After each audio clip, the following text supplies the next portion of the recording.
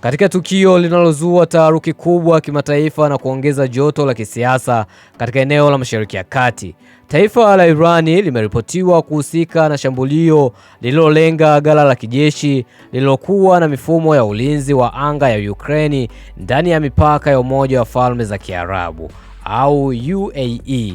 Kwa mjibu wa taarifa za awali kutoka vyanzo vya usalama, shambulio hilo lilisababisha vifo vya takribani raia 21 wa Ukraine waliokuwa wakihusika katika shughuli za kiufundi na kiulinzi katika eneo hilo. Tukio hilo limeacha majeruhi kadhaa na uharibifu mkubwa wa miundombinu ya kijeshi, huku juhudi za uokoaji zikiendelea.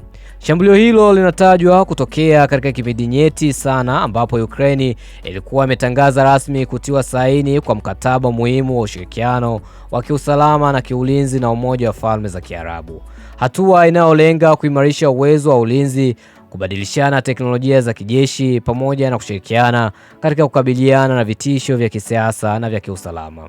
Wachambuzi wa masuala ya kimataifa wanaeleza kuwa tukio hilo linaweza kuwa ujumbe wa kisiasa kutoka Irani, hasa katika wakati ambapo ushirikiano kati ya Ukraine na mataifa ya Ghuba unaanza kuimarika zaidi. Wengine wanahofia kuwa hatua hiyo inaweza kuchochea mivutano mipya ya kijeshi na kidiplomasia, si tu katika eneo la Mashariki ya Kati bali pia katika uhusiano mpana wa kimataifa. Hadi sasa mamlaka za Umoja wa Falme za Kiarabu hazijatoa taarifa kina kuhusu tukio hilo, huku zikiahidi kufanya uchunguzi wa haraka kubaini chanzo cha wahusika wa shambulio hilo, licha ya Irani kujitangaza kuwa wao ndio wahusika wakuu wa shambulio hilo. Kwa upande wake, Ukraine imelaani vikali tukio hilo na kutaka uwajibikaji wa haraka kwa wahusika.